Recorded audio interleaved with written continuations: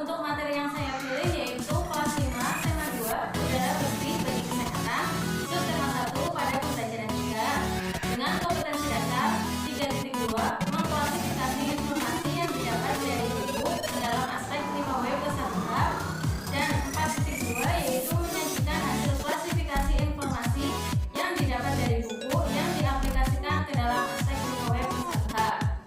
Untuk indikatornya yaitu 3.2 siswa dapat mengidentifikasi informasi yang didapat dari buku ke dalam aspek 5W plus 1H.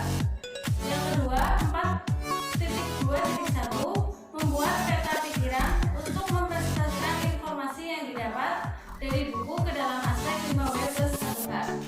Ya, sebelum lanjut ke video, di sini saya akan menjelaskan tentang teori belajar dalam pembelajaran. Menurut Suyono dan Haryanto 2017, teori adalah suatu penjelasan tentang hubungan antara dua atau lebih konsep atau variabel yang berupa sekumpulan hukum, gagasan, prinsip, dan teknik-teknik tentang subjek-subjek tertentu.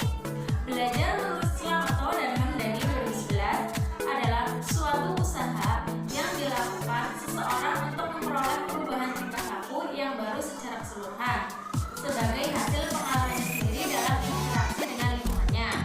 Sedangkan pembelajaran merupakan suatu proses belajar mengajar yang dilakukan oleh guru dan siswa dengan menggunakan suatu metode pembelajaran tertentu. Jadi, teori belajar dalam pembelajaran adalah suatu konsep usaha yang dilakukan untuk memperbaiki proses belajar dengan menggunakan metode pembelajaran yang optimal. Ada 3 jenis teori belajar. Yang pertama, teori belajar behavioristik. Teori belajar behavioristik mengatakan bahwa belajar adalah perubahan tingkah laku. Seseorang dianggap telah belajar sesuatu jika ia telah mampu menunjukkan perubahan tingkah laku. Dalam Asri Diksi 2006. Yang kedua, ada teori belajar kognitif. Teori belajar kognitif lebih mementingkan proses belajar daripada hasil belajar. Yang ketiga, ada teori belajar konstruktivisme atau konstruktivistik. Konstruktivisme adalah sebuah filosofi pembelajaran yang dilandasi premis atau dasar pemikiran bahwa dengan merefleksikan pengalaman, kita membangun, mengkonstruksi pengetahuan dan pemahaman kita tentang dunia tempat kita hidup. Konstruktivisme melandasi pemikirannya bahwa pengetahuan bukanlah sesuatu yang given atau pemberian dari alam karena hasil kontak manusia dengan alam. Akan tetapi, pengetahuan merupakan hasil konstruksi atau bentukan aktif manusia itu sendiri. Pengetahuan selalu merupakan akibat dari konstruksi kognitif kenyataan melalui kegiatan seseorang. Baik, langsung saja kita lihat videonya berikut ini. Assalamualaikum warahmatullahi wabarakatuh. Selamat pagi anak-anak. Waalaikumsalam warahmatullahi wabarakatuh. Selamat pagi. Anak-anak, hari ini kita akan belajar tema 2 tentang udara bersih bagi kesehatan, subtema 1 pembelajaran 3. Kita buka buku halaman 20. Ya, Ibu bacakan ceritanya ya. Dayu dan ikan hias. Dayu memelihara banyak ikan hias berjenis ikan mas koki. Ikan-ikan hias itu dipelihara dalam sebuah akuarium. Setiap hari, Dayu memberi makan ikan-ikannya. Dayu juga rutin membersihkan akuarium, lalu mengganti airnya dengan air bersih. Kegiatan itu ia lakukan setiap minggu sekali agar ikan-ikan dapat bergerak dengan lincah dan airnya selalu jernih. Dayu senang melihat ikan-ikan di akuarium. Ikan-ikan di dalam akuarium berenang ke sana kemari. Dayu memperhatikan saat mulut ikan-ikan itu terbuka dan menutup, seolah ikan-ikan itu selalu menelan air. Dayu bertanya-tanya, apa yang dilakukan ikan-ikan itu? Nah, selanjutnya dari cerita ini kita klasifikasikan ke dalam beberapa pertanyaan yang mengandung unsur 5W plus 1H yang terdiri dari apa, siapa, di mana, kapan, mengapa, dan bagaimana. Ya, kita tulis. Kalian tulis ya pertanyaannya. Nanti kalian jawab. Yang pertama, apa nama jenis ikan hias yang dipelihara? Yang kedua, siapa yang memelihara ikan hias? Yang ketiga, di mana ikan hias itu dipelihara? Yang keempat, kapan ikan hias itu diberi makan? Yang kelima, yang kelima, mengapa akuarium harus dibersihkan? Dan yang keenam, bagaimana ikan-ikan di dalam akuarium? Sudah? Jika sudah, sekarang kalian kerjakan, coba dibaca lagi teks bacaannya, lalu kalian kerjakan soal yang sudah diberikan oleh Bu Guru.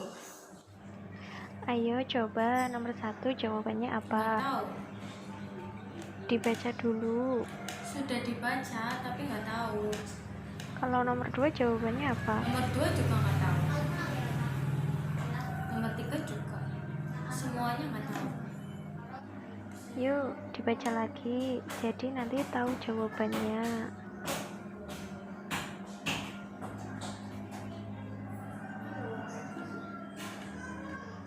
Coba jawabannya apa aja, dibacakan. Nomor 1 jawabannya ikan mas hias.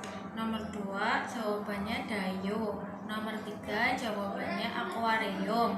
Nomor 4 jawabannya pagi hari. Nomor 5 agar bersih.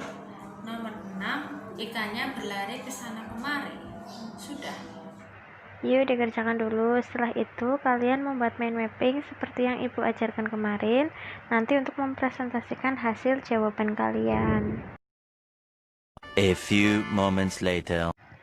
Yuk, siapa yang sudah selesai maju ke depan untuk mempresentasikan mind mappingnya, untuk menjawab pertanyaan-pertanyaan yang tadi ibu berikan.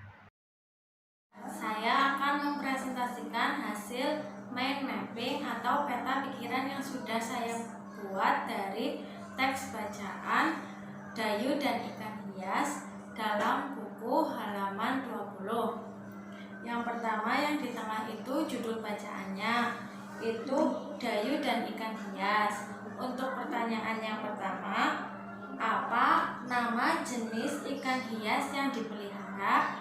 Jawabannya ikan mas putih. Terus yang kedua, siapa yang memelihara ikan hias? Jawabannya Dayu. Yang ketiga, di mana ikan hias itu dipelihara?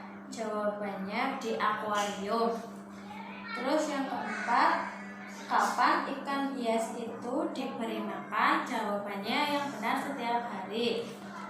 Terus yang kelima, mengapa akuarium harus dibersihkan?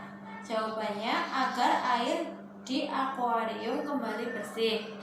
Terus yang terakhir, bagaimana ikan-ikan di dalam akuarium? Jawabannya ikan-ikan berenang ke sana kemari. Terima kasih. Baik anak-anak, cukup sekian dulu pembelajaran pada hari ini. Untuk pembelajaran berikutnya kita akan masuk ke dalam materi puisi. Ibu akhiri pembelajaran hari ini. Wassalamualaikum warahmatullahi wabarakatuh.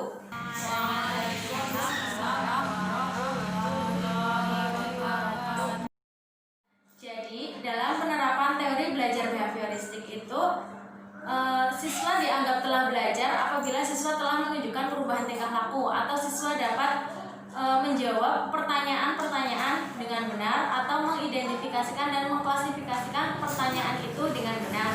Apabila siswa belum bisa menjawab pertanyaan tersebut dengan benar, maka siswa dianggap belum belajar. Teori belajar kognitif ini berbeda dengan teori belajar behavioristik. Karena pada teori belajar kognitif itu lebih mengutamakan proses daripada hasil.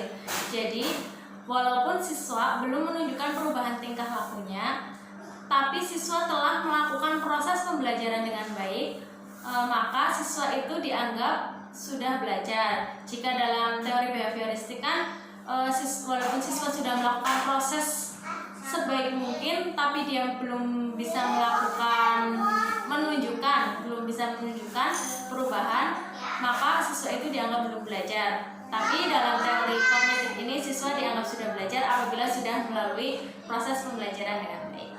Dalam teori belajar konstruktivisme itu lebih mengutamakan siswa agar dapat mengkonstruk atau menemukan pengetahuannya sendiri tanpa adanya campur tangan dari orang lain.